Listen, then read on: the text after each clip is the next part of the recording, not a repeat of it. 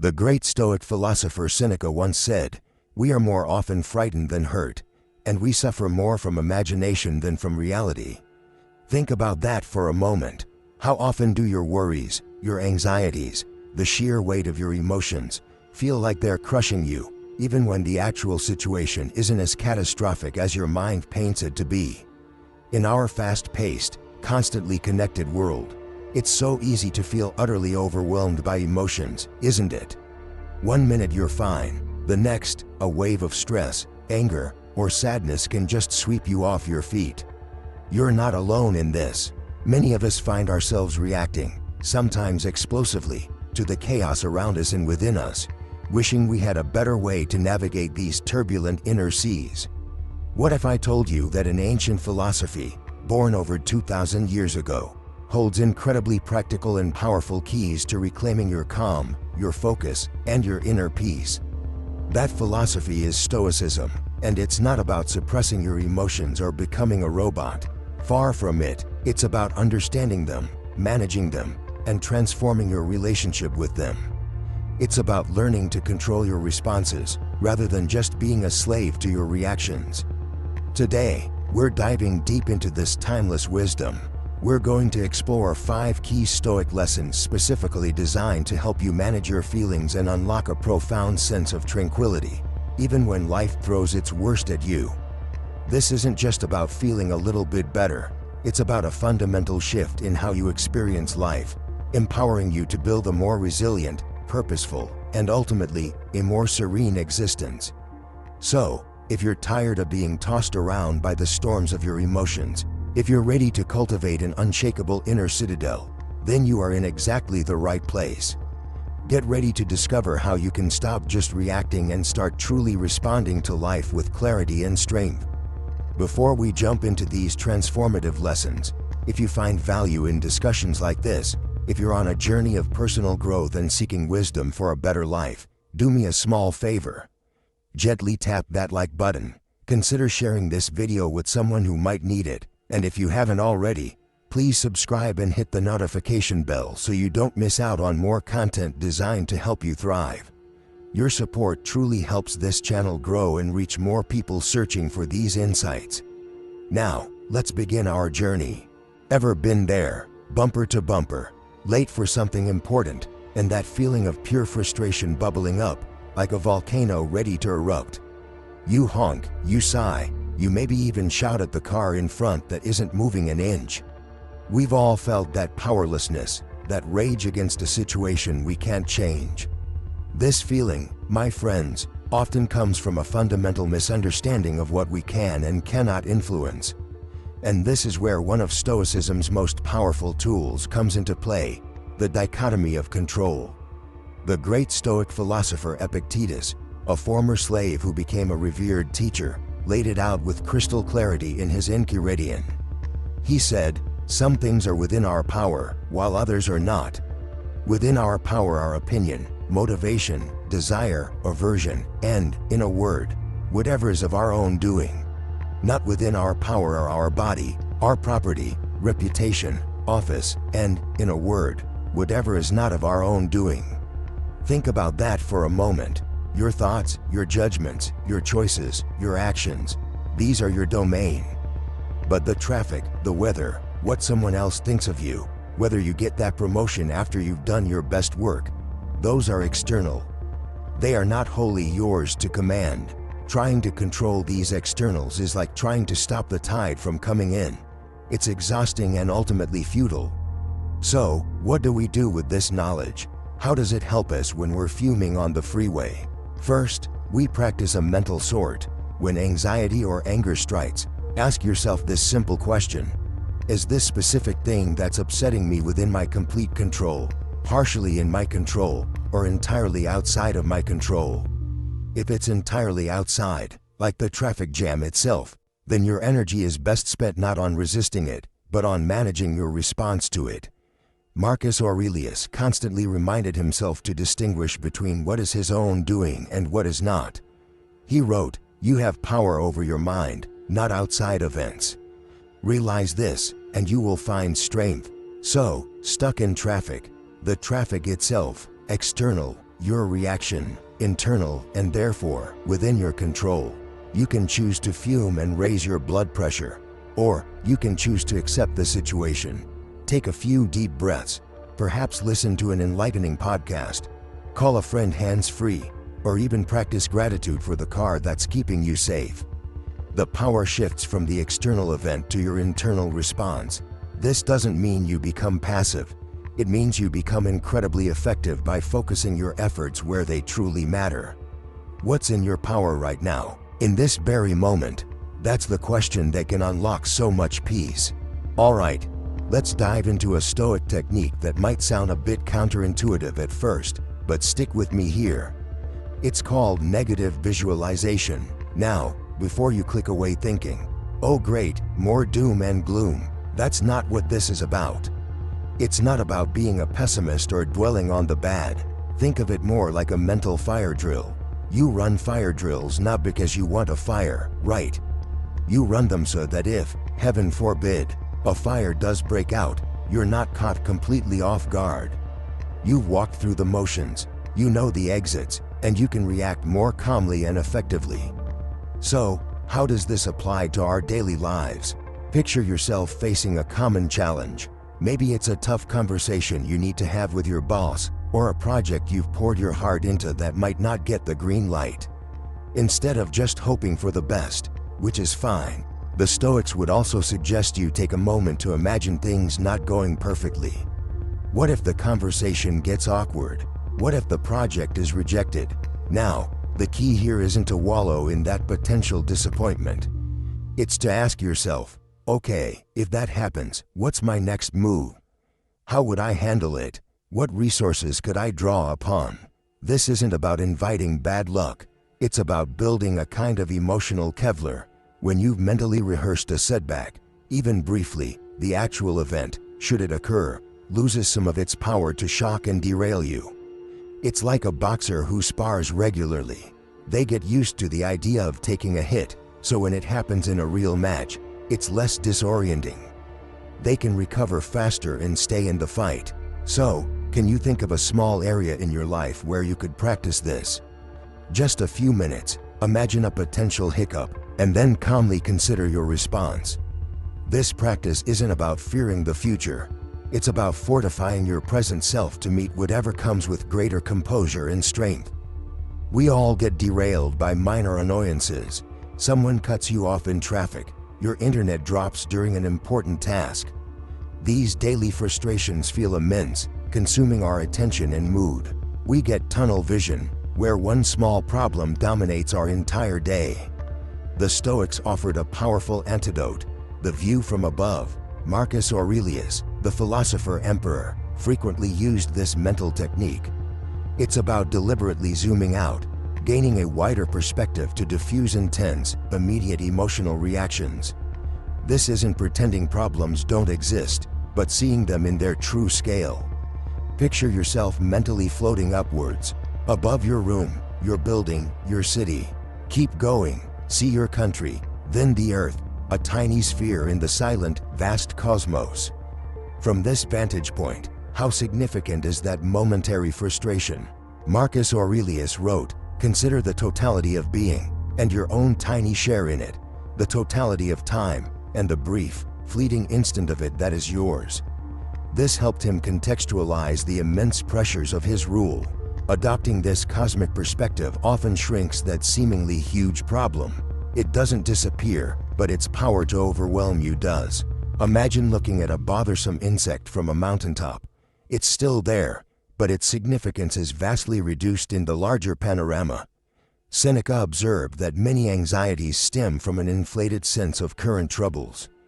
The view from above acts like a pressure release valve for emotions, allowing calm reason to return. This isn't about emotional suppression or dismissing difficulties.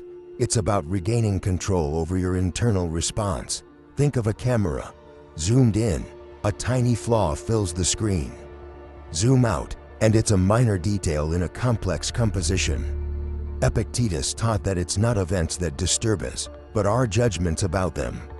The view from above recalibrates these judgments, showing us our place in the grand sweep of existence. putting daily struggles into a manageable, cosmic context. Alright, let's dive into a concept that sounds a bit intense at first, but it's incredibly powerful for building resilience. It's a Latin phrase, a cornerstone of Stoic thought, amor fati. Literally, it means love of fate. Now, I know what some of you might be thinking. Love your fate. What if my fate involves something terrible, like a job loss, a painful breakup, or a serious health scare? Does that mean I'm supposed to just passively accept it and pretend to be happy? Not quite. That's a common misunderstanding. The Stoics, thinkers like Marcus Aurelius and Epictetus, weren't telling us to be doormats to destiny. Amor fati isn't about resignation. It's about radical acceptance coupled with a proactive mindset. It's about looking at whatever life throws your way, the good, the bad, the truly ugly, and saying, this is what is. How can I use this? How can this serve me or my growth? Imagine you're an alchemist. The alchemist's goal was to turn base metals like lead into gold. Amor fati asks us to become emotional alchemists, taking the lead of adversity, the challenges, the setbacks, the unexpected detours, and transforming them into the gold of wisdom, strength, and opportunity. Think about a time something didn't go your way. Maybe you didn't get that promotion you worked so hard for. The initial reaction is often frustration, anger, maybe even despair. Amor fati invites us to pause, to breathe, and then to ask a different set of questions. Instead of, why did this happen to me? We can ask, what can I learn from this experience?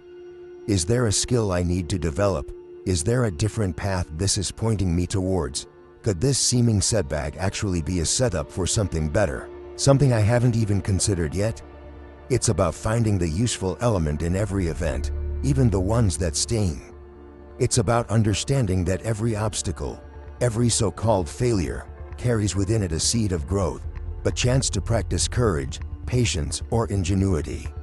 This isn't about denying pain or difficulty.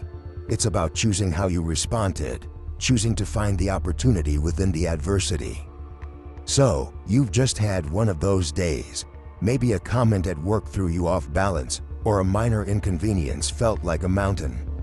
Our initial reactions, those gut punches of emotion, can feel overwhelming. But what if we could step back, not in the heat of the moment, but afterwards, and become a detective of our own minds? This is the essence of mindful reflection, a cornerstone of Stoic practice. Think of your emotional landscape like a garden. Left untended, weeds of anger, frustration, and anxiety can quickly take over. Mindful reflection is the act of regularly tending this garden, examining each plant or emotion, asking where it came from and whether it truly serves you. Marcus Aurelius, the Roman emperor and Stoic philosopher, wasn't just ruling an empire, he was meticulously ruling his inner world. His meditations are a testament to this, essentially his personal journal where he examined his thoughts, his reactions, and his principles. He wrote, "The soul becomes dyed with the color of its thoughts." If our thoughts are unexamined reactions, our soul takes on chaotic hues. Journaling, as Marcus practiced, is like holding up a mirror to these thoughts. It's not about writing a perfect essay, it's about honest excavation. Epictetus, a former slave who became a revered Stoic teacher, emphasized that it's not events themselves that disturb us, but our judgments about them. When you feel a strong emotion, ask yourself, what was the trigger? Was it the event itself or my interpretation of it? Imagine a ship sailing through a storm. The storm is the external event, the captain's skill in navigating. That's our response. Journaling helps us become better captains.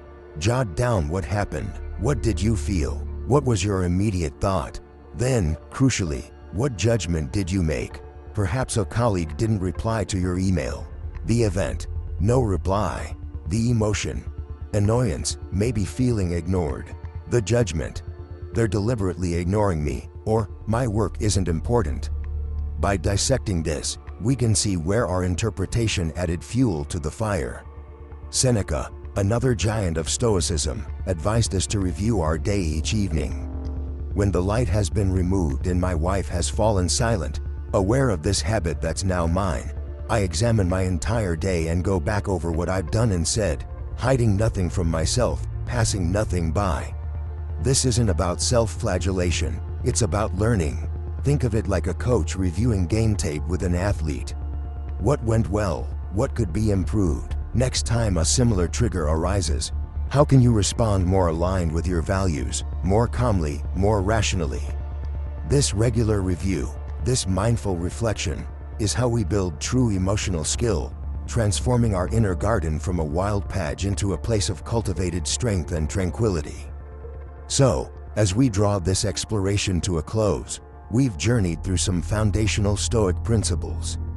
We've talked about the power of understanding what's truly within your control, the importance of mental preparation, the art of shifting your perspective, the profound peace found in loving your fate, and the clarity that comes from consistent reflection. These aren't just ancient philosophical points, they are practical tools, building blocks for unshakable emotional strength. But remember, understanding these is just the first step.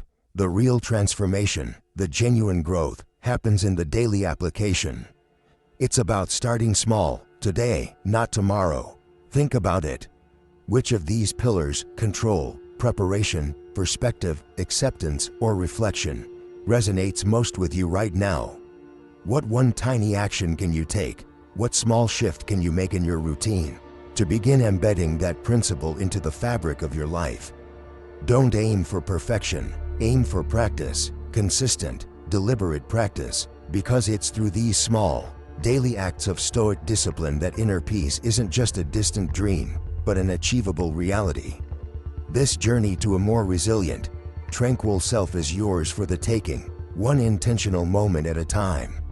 If these ideas have sparked something in you, if you're ready to continue this journey of integrating Stoic wisdom into your life, then please do like this video. Subscribe for more insights and practical guides on living a more examined, fulfilling life. And I'd love to hear your thoughts. What's one small Stoic practice you're committing to this week? Share it in the comments below. Let's build a community of practitioners supporting each other. Thank you for spending your valuable time with us today. Keep practicing, keep reflecting, and may you find strength and tranquility on your path. Until next time. We cannot choose our external circumstances, but we can always choose how we respond to them.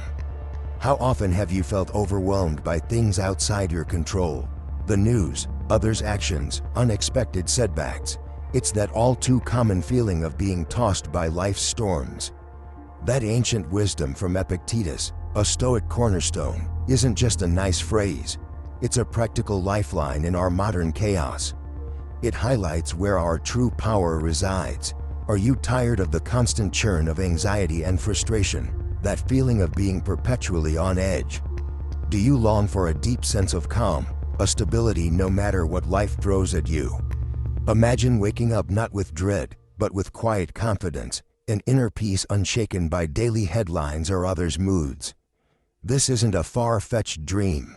This genuine possibility of lasting tranquility is what Stoicism offers. Today, we're diving deep into building this unshakable inner fortress, not just theory, but a practical roadmap to a more peaceful, purposeful life. We'll explore 5 foundational pillars to transform your perspective.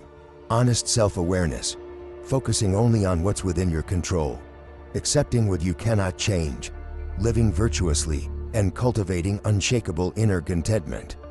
Consider this your invitation to forge that path to genuine tranquility, starting right now. If you're ready to swap turmoil for peace and build a resilient mindset, stick around.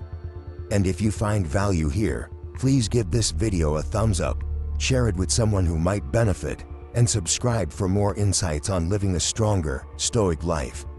Now, let's begin. Ever found yourself snapping at someone you care about, and later, in a quiet moment, you think, where did that come from? Or maybe you've set a goal, full of enthusiasm, only to find yourself mysteriously self-sabotaging a week later. We've all been there, that unsettling feeling of not quite understanding why we do what we do, why we react the way we react. It's a common human experience. But what if I told you the ancient Stoics had a powerful, foundational answer to this? They believed that before you can master your reactions, before you can live a life of virtue and tranquility, you must first truly know yourself. This isn't about navel-gazing or getting lost in endless psychoanalysis.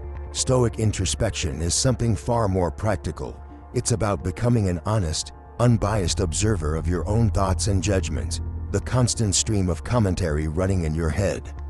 Think about it. How can you change a habit if you don't even realize what triggers it or what automatic thought pattern precedes it? Understanding your inner landscape, your typical responses, your hidden assumptions, this is the critical first step. It's what allows you to move from being a puppet of your impulses to an empowered individual making conscious choices. As Epictetus might suggest, we must first examine our impressions, our initial judgments, because that's where our troubles often begin. Marcus Aurelius, the Roman emperor and Stoic philosopher, wasn't just ruling an empire, he was diligently ruling his inner world. His meditations are essentially a personal journal of self-reflection. So, here's a concrete step you can take, starting today.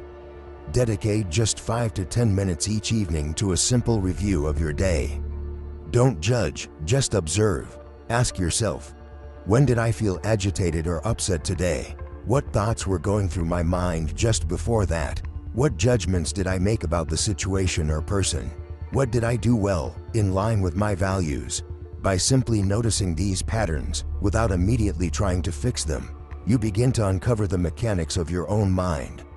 This daily practice, this gentle observation, is how you start to see the difference between an external event and your internal reaction to it. It's the beginning of real self-awareness, the bedrock upon which a more intentional, stoic life is built.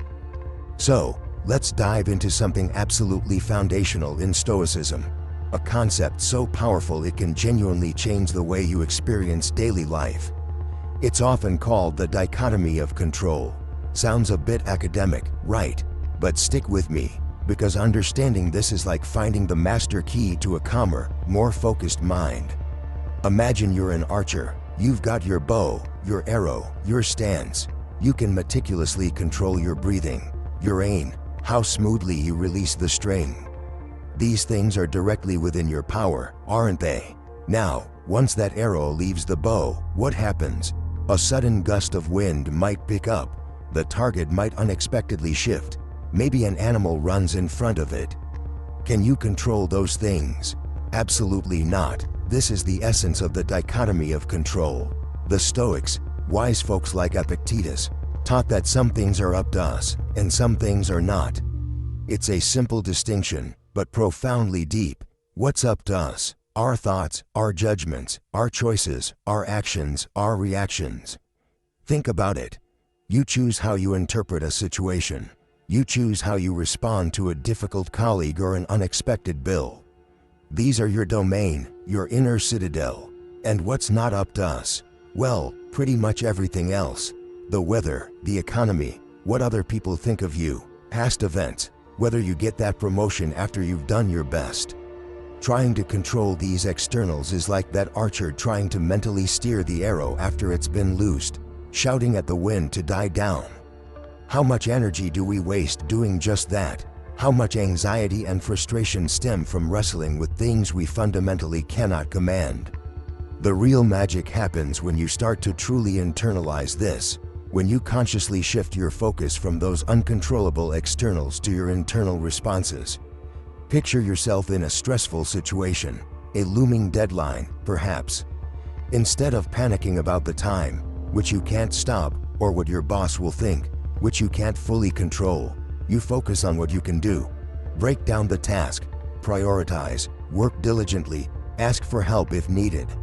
See the shift. You're no longer a victim of circumstance, but an active agent in your own life, focusing your precious energy where it actually makes a difference. This isn't about being passive, it's about being incredibly strategic with your efforts. It's about peace. Imagine you're a sailor on a vast ocean. You can't control the winds or the waves. You could fight them, cursing the storm, exhausting yourself. Or, you can adjust your sails. This is the heart of the Stoic concept: amor fati, the love of fate. It's not passive drifting, that's resignation. Amor fati is a courageous embrace of reality, exactly as it is. Marcus Aurelius, in his Meditations, often reminds himself to accept what nature brings. He wrote, "Accept the things to which fate binds you, and love the people with whom fate brings you together, but do so with all your heart." This isn't a call for weak submission. It's a call for a robust, active acceptance. Think of it like a blacksmith working with metal. The blacksmith doesn't get angry at the metal for being hard and unyielding. Instead, they understand its nature and apply heat and skill to shape it into something useful, something strong. When we encounter challenges, a sudden job loss, a difficult diagnosis, a relationship ending, our instinct might be to resist, to ask, "Why me?" To fight against what has already happened or what is clearly beyond our immediate power to change. This resistance is like wrestling with the ocean storm. It's exhausting and ultimately futile. Amor fati teaches us to look at these events not as curses, but as the raw material for practicing virtue. As Epictetus would say, it's not things themselves that disturb us, but our judgments about things. So, the challenge isn't the problem.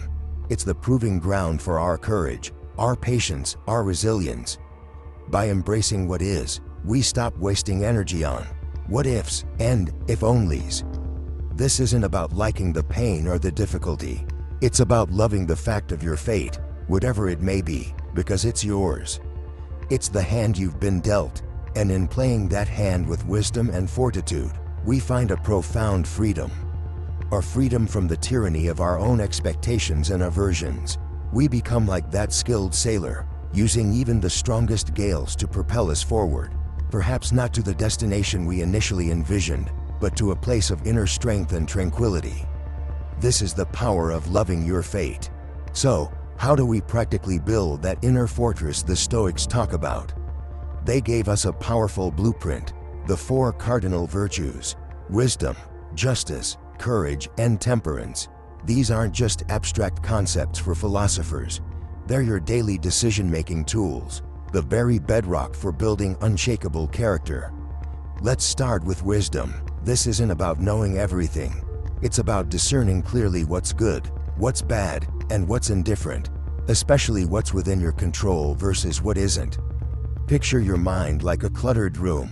Wisdom is the act of tidying up, clearly labeling what you can influence, your thoughts, your actions, and what you can't, say, a delayed flight or someone else's mood. Where can you apply this discernment today to reduce frustration and act more effectively? Then there's justice. This is about acting rightly towards others, with fairness and integrity, recognizing our shared humanity. Imagine you're in a discussion and someone gets unfairly criticized. Justice might be calmly offering a balanced perspective or defending their right to speak. It's asking, am I treating this person, this situation, with the fairness and respect they deserve, as a fellow human being? It's about our duty to the human community, one interaction at a time. Next, courage. This isn't the absence of fear, but the resolve to act rightly despite it. Think of it as moral grit. It's the courage to have that difficult but necessary conversation, to stand by your principles when it's easier to stay silent, or to simply face a personal challenge you've been avoiding. What small act of courage, big or small, can you undertake today to strengthen this virtue? Remember, courage, like a muscle, grows with use. Finally, temperance. This is about moderation, self-control, and balance in all things. Picture a tightrope walker. Too much to one side or the other, and they fall. Temperance is finding that harmonious balance in your desires, your reactions, and your consumption. It's choosing 1 scoop of ice cream instead of 3, or logging off social media when you feel yourself getting agitated. It's not about deprivation, but about wise self-governance. Where in your life could a little more balance serve you well? These 4 virtues, wisdom, justice, courage, and temperance, aren't isolated. They support and inform each other. Using them consistently in your daily life isn't about sudden, grand transformations, but about the steady, intentional practice of making better choices. This is how you build character, brick by brick. So, How do we cultivate this profound contentment, this unshakable inner peace the Stoics speak of? It begins with understanding a fundamental truth, one that Marcus Aurelius often contemplated. He spoke of the inner citadel, a fortress within your own mind. Imagine that for a moment, not a physical castle, but a mental stronghold, a place of refuge you can retreat to, no matter the storms raging outside. This isn't about ignoring the world or pretending problems don't exist. It's about building a core of resilience so strong that external events, the words of others, or the twists of fate, lose their power to shatter your tranquility. Your mind, your inner world, becomes sovereign territory. The ancient Stoics knew that life, by its very nature, is unpredictable. As Seneca wisely observed, we are more often frightened than hurt, and we suffer more from imagination than from reality. If our peace is tethered to things outside our direct influence, like the economy, other people's opinions, or even the weather, we're setting ourselves up for a life of constant anxiety, tossed about like a ship without a rudder. But what if you were the captain of that ship? A skilled captain cannot control the storm, the towering waves, or the howling wind. Those are externals, but the captain can control how they adjust the sails, how they steer the ship, how they command their crew, and critically, how they maintain their own composure and clear judgment amidst the chaos. This is the essence of what Epictetus taught with his famous dichotomy of control. Some things are up to us, and some things are not. Our judgments, our impulses, our desires, our aversions, in a word, our own actions and responses, these are up to us. Our body, property, reputation, even the outcomes of our best efforts, these are ultimately not. Building your inner fortress, then, is about consistently, deliberately, focusing your energy on what the captain can control.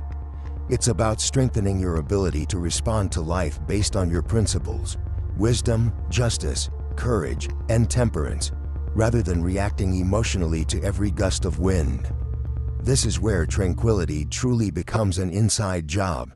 It's not found in a perfect external world, but in a well-ordered internal one, a mind fortified by reason. A practical step you can take, starting today, is to consciously separate events from your judgments about them. When something happens that disturbs you, pause.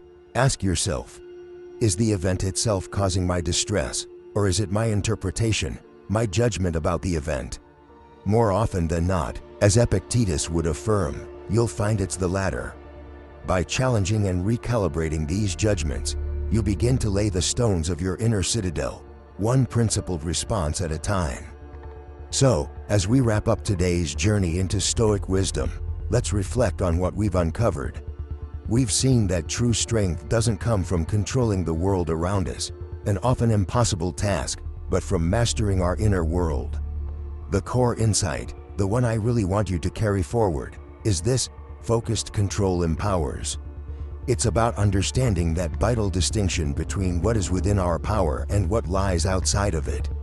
This isn't about suppressing what you feel. It's about consciously choosing your response, your judgment, your action, regardless of external chaos. This is the path to building what the Stoics called your internal citadel, that unshakable fortress of peace within you. Now, the real work begins. Understanding these principles is just the first step. The profound change, the lasting tranquility, comes from daily application.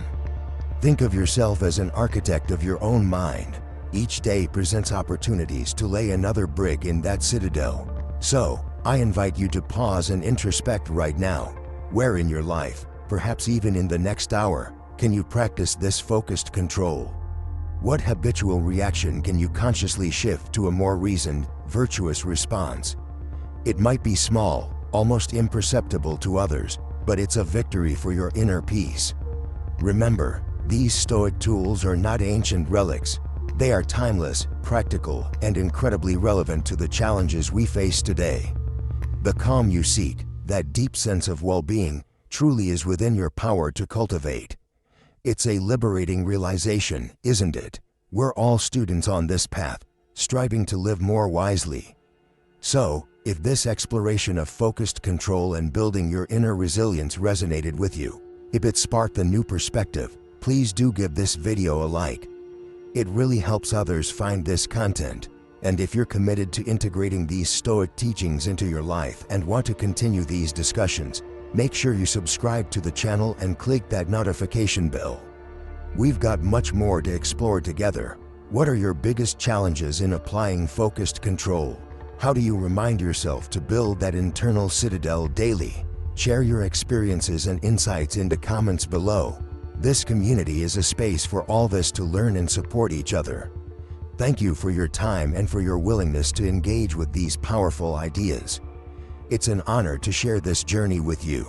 May you go forward with renewed clarity, empowered by your ability to choose, and may you consistently strengthen that fortress within.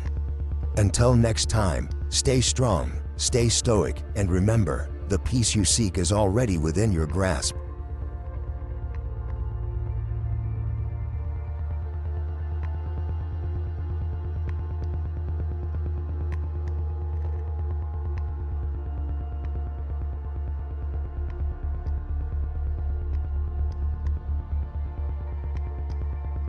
Marcus Aurelius once wrote, "The happiness of your life depends upon the quality of your thoughts." Think about that for a moment. How often do we let external chaos dictate our internal peace? Are you tired of the relentless pressure, that feeling of being constantly overwhelmed by the demands of modern life, the endless rat race that seems to lead nowhere but to more stress? Do you ever feel like you're just reacting, constantly on the back foot, instead of proactively shaping your destiny? What if I told you that an ancient philosophy, forged in the crucible of Roman emperors and Greek thinkers, holds the key not just to coping, but to truly thriving in this chaos? We're talking about Stoicism, and no, it's not about suppressing your emotions or being a stone-cold statue. Far from it. Stoicism is a practical, actionable toolkit, a powerful operating system for the mind designed to help you build an unshakable inner citadel. This isn't just some dusty old philosophy lesson. This is about unlocking a modern edge, a way to navigate the complexities of your career, your relationships, and your own personal growth with clarity and purpose. It's about understanding how to truly get ahead, not by chasing fleeting external validation, but by mastering yourself, by cultivating an inner resilience that external circumstances cannot touch. Imagine waking up each day feeling not just in control, but empowered. Imagine facing challenges not with dread, but with a calm confidence, knowing you possess the wisdom to turn obstacles into opportunities. This isn't a far-fetched dream. It's a state of being that countless individuals throughout history, and many successful people today, have achieved by embracing Stoic principles. This video is your invitation to discover that for yourself. Over the next 30 minutes, we're going to dive deep into how this ancient wisdom can be your most powerful ally in today's world. We'll explore practical strategies, timeless insights, and actionable steps you can start implementing immediately to transform your mindset and, ultimately, your life. We're going to unpack how to build that mental fortress, how to find tranquility amidst the storm, and how to define success on your own terms. So, if you're ready to stop being a passenger in your own life and start steering your ship with intention and strength, you're in the right place. If you find value in what we're about to explore, please consider giving this video a like, share it with someone who might benefit, and definitely subscribe for more content designed to help you build a more resilient and fulfilling life. Ever find yourself caught in that mental loop, replaying a past mistake, or worrying endlessly about what might happen tomorrow? Maybe it's a difficult boss, a market downturn, or even the weather ruining your plans. That knot in your stomach, that feeling of helplessness, it's exhausting, isn't it? We've all been there, but what if there's a Stoic principle that cuts through this stress, giving you a distinct advantage? It's what Epictetus, a former slave turned revered philosopher, called the dichotomy of control. His teaching is simple. Some things are within our power, others are not. Our actions, thoughts, choices, responses, these are ours.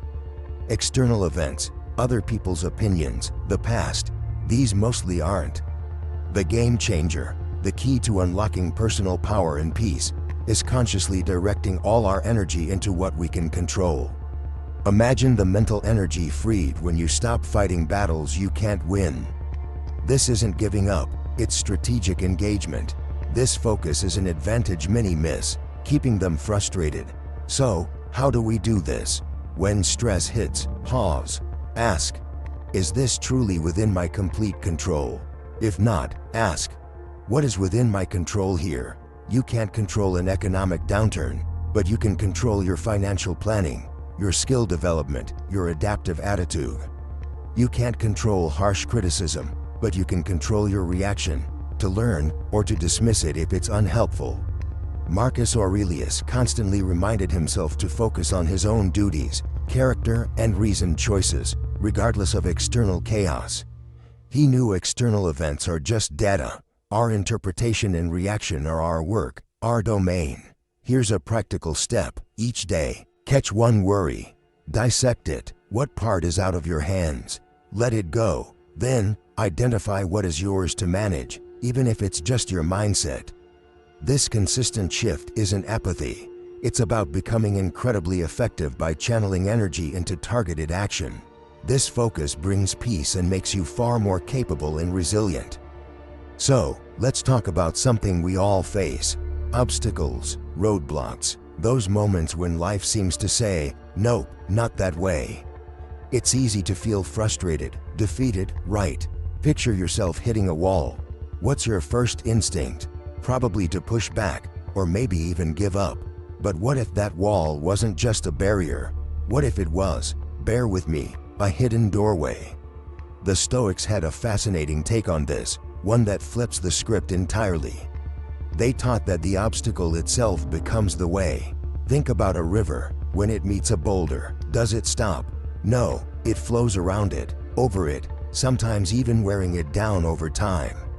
The boulder, the obstacle, actually shapes the river's path, often creating something even more beautiful, like a waterfall or a winding canyon. What if your challenges are like those boulders?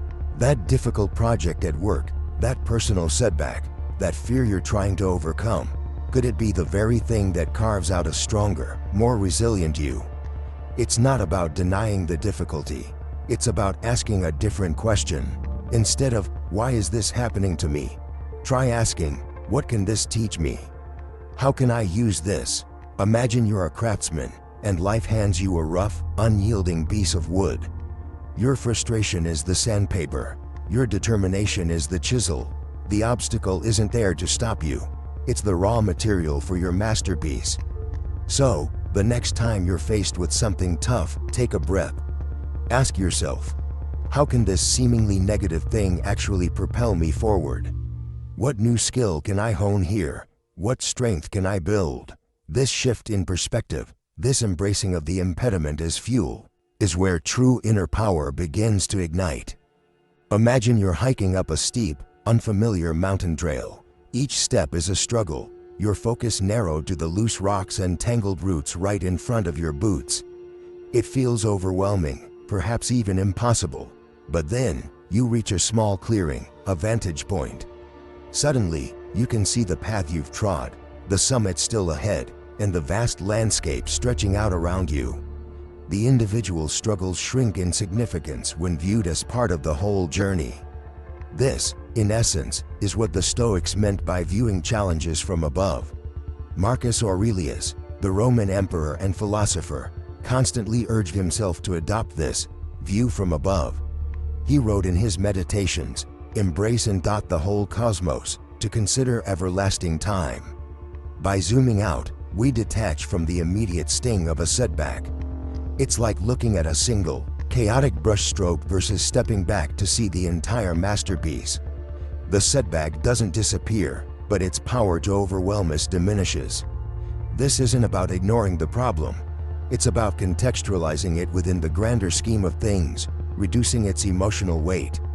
This elevated perspective naturally leads to another crucial Stoic practice, the premeditation of evils, or as Seneca called it, premeditatio malorum. Seneca advised, we should project our thoughts ahead of us at every turn and have in mind every possible eventuality instead of only the usual course of events. This isn't about dwelling on negativity or inviting misfortune. It's about mental rehearsal, a strategic preparation. Think of it like a fire drill. You practice not because you want a fire, but so you're not caught off guard and can act effectively if one occurs. By calmly anticipating potential difficulties, a demanding project at work, a challenging conversation, or even larger misfortunes, we disarm them of their shock value. As Epictetus so wisely reminded us, it is not events that disturb people, it is their judgments concerning them. When we've already considered a negative outcome, our judgment is less clouded by surprise or panic. This anticipation builds a kind of mental armor, forging resilience. It makes us far more adaptable and prepared than those who only hope for the best, without steeling themselves for the rest. You become the calm strategist in a world of reactive panic. All right, let's talk about something we all chase, in one way or another: success. What pops into your head when you hear that word? Maybe it's a big promotion, a certain number in your bank account, or recognition from others. Society often paints success with these external brushes, right? The fancy title, the impressive house, the social media applause. But what if I told you the Stoics, those incredibly practical philosophers from ancient times, would gently shake their heads at this common picture? They'd ask us to look deeper, beyond the fleeting and the fragile. For them, true success wasn't about what you have, but who you are. It wasn't measured by your status, but by the strength of your character. Think about that for a moment. Your character. They pinpointed 4 core virtues as the pillars of this unshakable character: wisdom, justice, courage, and temperance. Wisdom isn't just about knowing a lot of facts. It's about understanding what truly matters, what's good, what's bad, and what's simply indifferent, outside our control.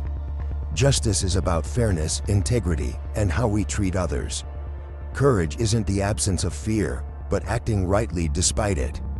And temperance, that's about balance, moderation, and self-control in a world full of temptations. Now, here's the crucial part. Cultivating these virtues isn't just a nice philosophical exercise. It's how you build something truly invaluable, something uniquely yours. Imagine you're building a fortress. External achievements, money, fame, possessions, these can be like decorations on the walls. They look good, but a strong wind can blow them away. Your character, forged by living these virtues, that's the bedrock, the very foundation of your fortress. It's what makes you resilient when life throws its inevitable storms your way. This inner citadel, your character, is your ultimate asset. It can't be devalued by market crashes, stolen by misfortune, or diminished by others' opinions. It's the one thing you truly own and can continuously develop. This is the success that endures. Think of your resilience not as a fortress built overnight, but as a muscle, one that needs consistent, intentional exercise to grow stronger. The Stoics understood this deeply. Seneca, for instance, often spoke about practicing poverty, deliberately experiencing periods of scarcity even when he had wealth. He wasn't a masochist, he was training his mind, building an immunity to misfortune. Imagine you're training for a marathon. You wouldn't start by running 26 miles on day 1. You'd start with a short jog, then a longer one, gradually increasing the distance. Voluntary discomfort is the Stoic equivalent of that training. It's about intentionally stepping outside your comfort zone in small, manageable ways, regularly. Perhaps it's taking a cold shower when a warm one beckons, or choosing the stairs instead of the elevator. Maybe it's fasting for a short period, as Seneca suggested, asking yourself, is this the condition I so feared? These aren't grand, heroic acts. They're small deposits into your resilience bank account. Each time you choose a minor, controlled discomfort, you're teaching yourself that you can handle more than you think. You're inoculating yourself against the inevitable discomforts life will throw your way, the ones you don't choose. This is where the magic of compounding happens. One cold shower won't make you a Stoic sage. One skipped dessert won't forge an iron will overnight. But consistently, day after day, these small acts of self-discipline build upon each other. Like drops of water eventually carving through stone, These minor hardships you impose on yourself gradually erode your fear of discomfort and strengthen your capacity to endure. Epictetus reminded us, first say to yourself what you would be, and then do what you have to do. By practicing these small discomforts, you are actively shaping yourself into that more resilient, more capable individual. Start small, be consistent, and watch how these tiny efforts compound, forging a version of you that is not just prepared for life's challenges, but can truly thrive amidst them. So, as we wrap up today's exploration, remember the core truth we've discussed. Mastering your inner world is the bedrock of true excellence. We've journeyed through some key Stoic insights today, and they all converge on this fundamental principle. Getting ahead isn't just about external achievements. It's about cultivating an inner citadel of resilience, focus, and fulfillment. This internal strength is what ultimately translates into meaningful outer impact, into a life well lived. The real challenge, and indeed the real reward, begins now, as you step away from this screen. It's not enough to simply understand these concepts intellectually. The profound power of Stoicism lies in its daily application. So, I encourage you to ask yourself, how can I integrate one small piece of this wisdom into my life, starting today? Perhaps it's choosing a conscious response over an impulsive reaction, or dedicating a few minutes to reflect on what is truly within your control. Take a quiet moment after this video. Look inward. Consider one area where strengthening your inner resolve, cultivating greater focus, or finding deeper fulfillment could make a tangible difference. Don't feel pressured to overhaul everything at once. Stoicism champions the power of incremental progress. What's one small, manageable step you can commit to right now? This journey of self-mastery isn't a sudden flight but a steady ascent, built on small, consistent efforts. You absolutely possess the inherent capacity to cultivate this inner strength and, in doing so, to transform not just your inner landscape but also your outer impact. If this message of inner cultivation leading to genuine excellence resonates with you, if you're committed to this path of personal growth and practical philosophy, then show your support by hitting that like button. Make sure you're subscribed and have notifications turned on, so you don't miss our future discussions on living a more resilient and fulfilling Stoic life. And most importantly, I warmly invite you to join the conversation in the comments below. Share that one small step you're considering, or an insight that struck you. Your journey can inspire others, and our community is here to support yours. Thank you for investing your valuable time with us today. May you go forth with a renewed commitment to mastering your inner world, knowing that from this wellspring of strength, all true fulfillment and meaningful impact will follow. Live with virtue and be well. The great Stoic philosopher Epictetus once said, "It's not what happens to you, but how you react to it that matters." Let those words sink in. In our fast-paced, chaotic lives, how often do we feel overwhelmed by external events, by things outside our control? How often do you seek an edge, a way to navigate work, relationships, and ambitions with more clarity and power? Perhaps you're looking to not just cope, but thrive, to genuinely get ahead authentically and sustainably. What if I told you that this ancient piece of wisdom from Epictetus isn't just a nice platitude, but the very foundation of a practical toolkit, a mental operating system designed for exactly that? We're talking about Stoicism, and I know, for some, the word philosophy might conjure up images of dusty old books and abstract theories. But the Stoicism we're exploring today is anything but. It's a dynamic, actionable framework for building profound resilience in the face of adversity, for boosting your personal effectiveness in every area of your life, and for cultivating a deep sense of fulfillment that comes from mastering your inner world, not from chasing fleeting external rewards. This isn't about suppressing emotions or becoming unfeeling. It's about understanding them, managing them, and channeling your energy towards what truly matters, towards what you can control. It's about developing an inner citadel, a core of strength and calm that allows you to not only weather any storm but to use the winds of that storm to propel you forward. This is what sets apart those who merely react to life from those who actively shape it. This is the edge Stoicism offers. Today, we're going to unpack how these ancient principles can become your modern-day superpower, your practical guide to not just navigating challenges, but to transforming them into stepping stones for success and genuine well-being. We'll explore how mastering your internal landscape directly translates to a more impactful and meaningful external life.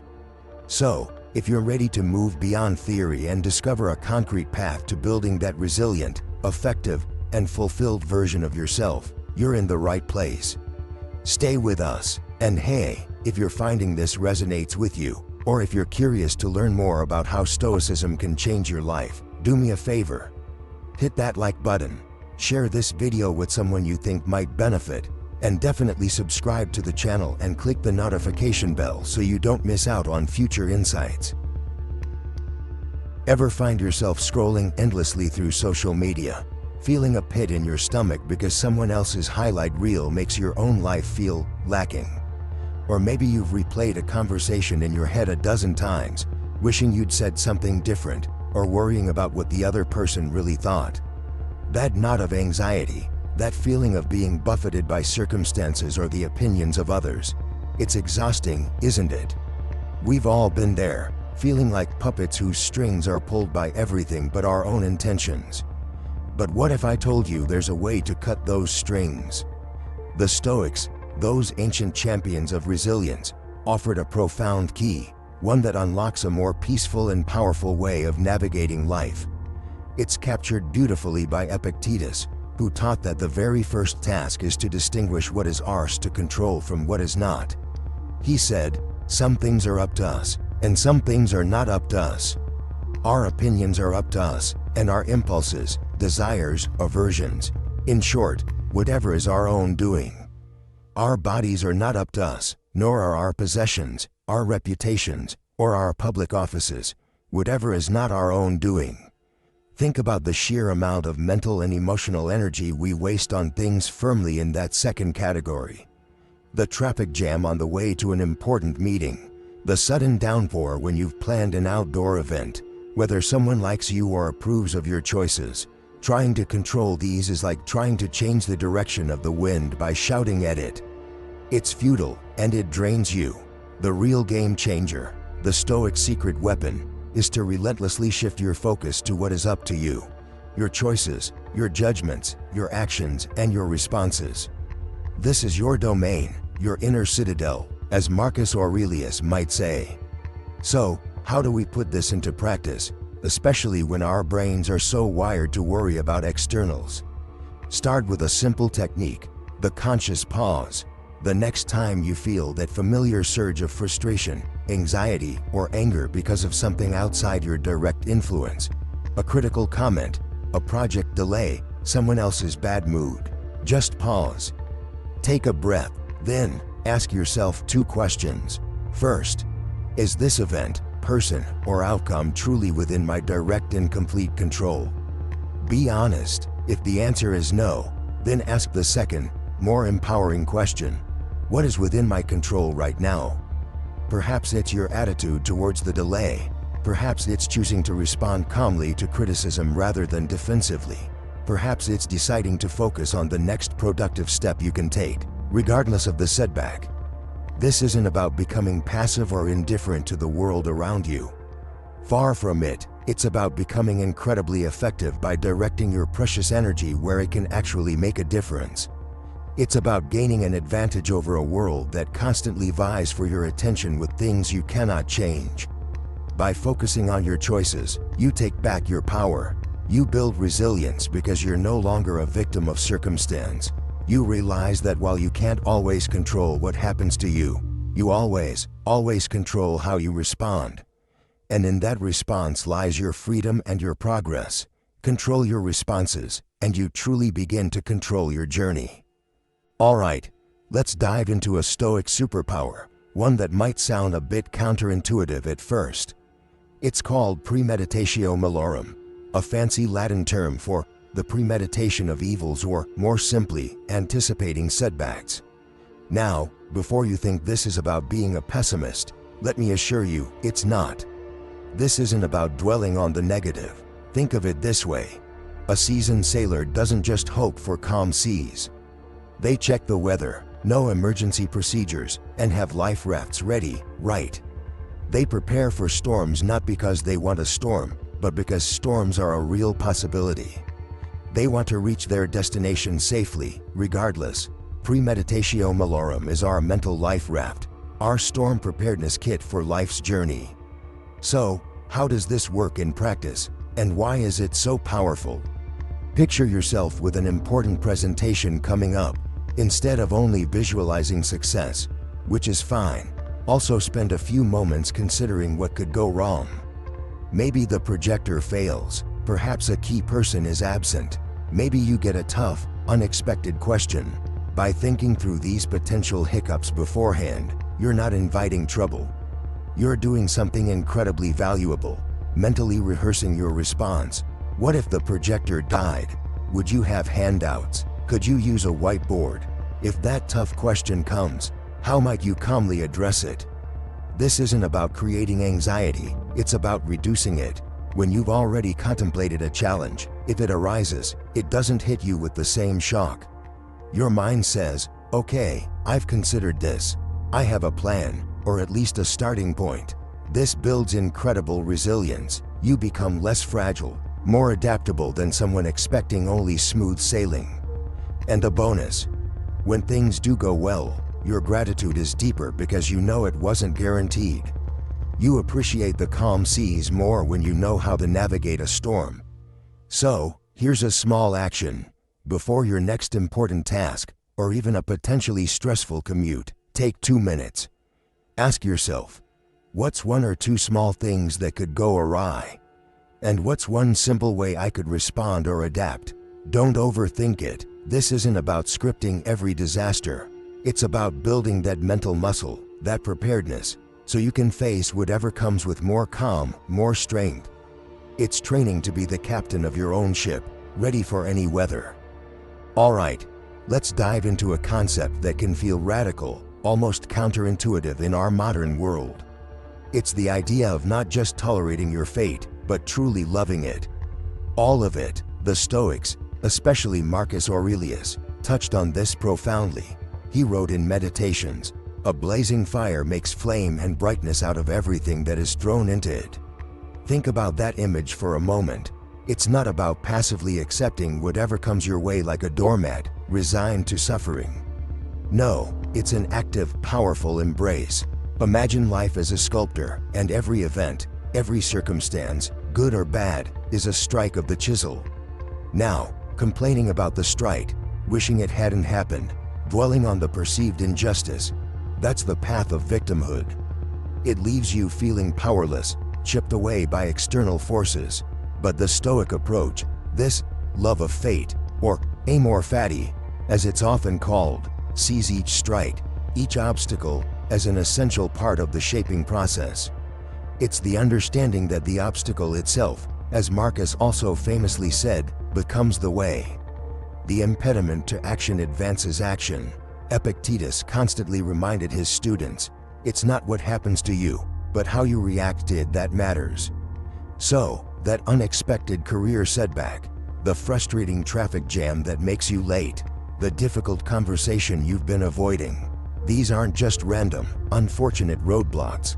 They are raw material. They are the very things that, if you choose, can become potent fuel for your growth.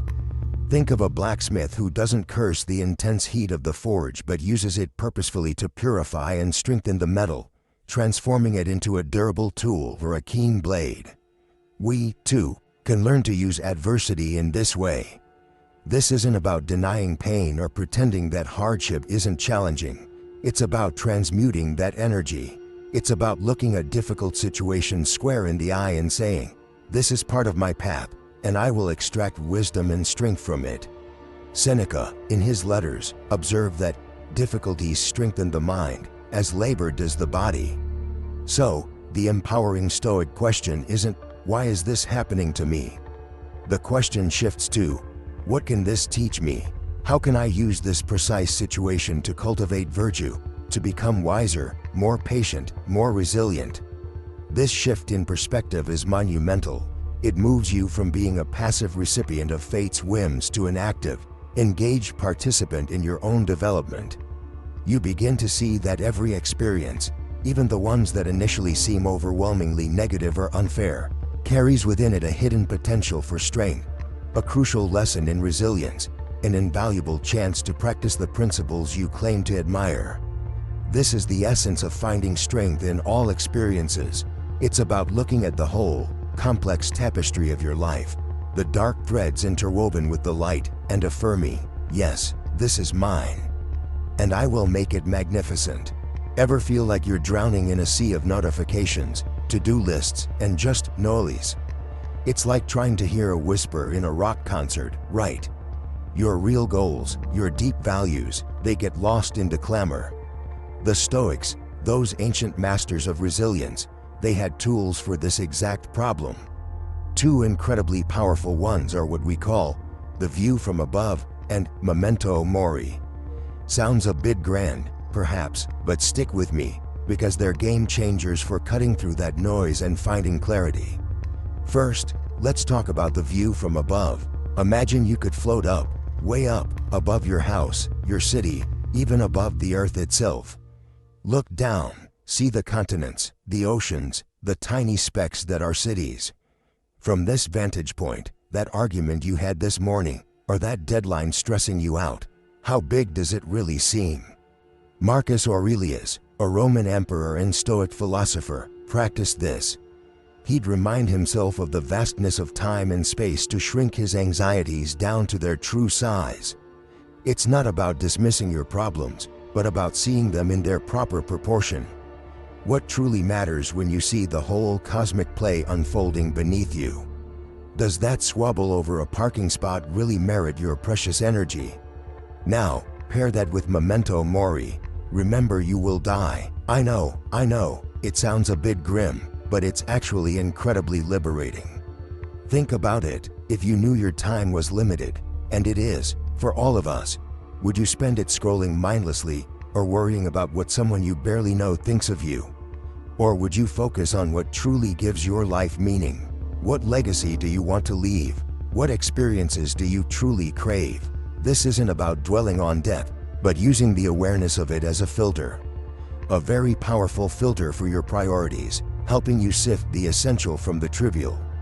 So, you got this cosmic perspective from above, and this urgent reminder of your finite time. What happens when you use these tools together? Suddenly, a lot of the urgent things that scream for your attention reveal themselves as trivial. That office gossip, that need for the latest gadget, that fear of minor embarrassment, they fade. What comes into sharp focus are your core values, your most important relationships, and the meaningful work you're here to do. You start asking, is this action, this worry, this commitment, worthy of my limited time on this vast stage? This clarity allows you to direct your energy not just anywhere, but towards actions that genuinely contribute to your growth, to your peace of mind, and to the good you want to do in the world. You stop swatting at flies and start building something that lasts, at least in terms of its impact on you and those you care about. It's about choosing significance over distraction every single day. This is how we begin to carve out a life of meaningful progress. We often chase external wins. That promotion, the bigger house, the applause. They offer a fleeting high, but Epictetus wisely cautioned against tying our tranquility to things beyond our direct control. Imagine building a magnificent palace on shifting sand. Every gust of wind, every change in fortune, every critical comment threatens its stability. This is the nature of victories built purely on external validation. They are inherently fragile, easily lost, and often leave us wanting more once the initial shine wears off. The Stoics proposed a different game, a different prize. They taught that true winning isn't about accumulating external accolades, but about forging internal strength. It's about cultivating an inner fortress, built not on sand, but on the bedrock of your character, your virtues. Picture wisdom as the clear-sighted architect, justice as the unshakable foundation stones, courage as the steadfast walls, and temperance as the well-ordered keep.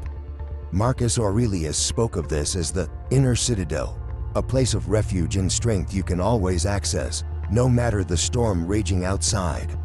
This inner victory is superior because its construction is entirely within our sphere of choice. External circumstances can take our job or wealth. Seneca experienced such reversals. But no one can force you to abandon your integrity. No one can steal your choice to act with courage when fear arises, or to respond with fairness when treated unjustly. Your commitment to wisdom, your practice of self-control, these are expressions of your inner sovereignty. This is the Stoic win, building profound, quiet fulfillment that external achievements alone never provide. It's resilience independent of outside approval. How do we begin laying these stones for our inner fortress? It starts with small, deliberate actions. Today, instead of seeking external validation, focus on embodying one virtue. When faced with a challenge, can you choose a wise response over a reactive one? If you witness unfairness, can you act with courage and justice, even in a small way? Perhaps it's practicing temperance by resisting an impulsive desire. Each such choice, however seemingly minor, strengthens your inner citadel. Pick one virtue for this week. Each morning, briefly consider how you might practice it. This consistent, conscious effort is the path. And so, we reach the end of our exploration for today, having navigated the practical power of Stoicism, not as a set of abstract ideals, but as a concrete path to get ahead in the truest sense. We've touched upon how mastering our inner responses, focusing on our sphere of control, visualizing our actions, courageously embracing fate, gaining wider perspective, and consistently choosing virtuous action, are the very pillars that build a life of resilience, effectiveness, and profound fulfillment.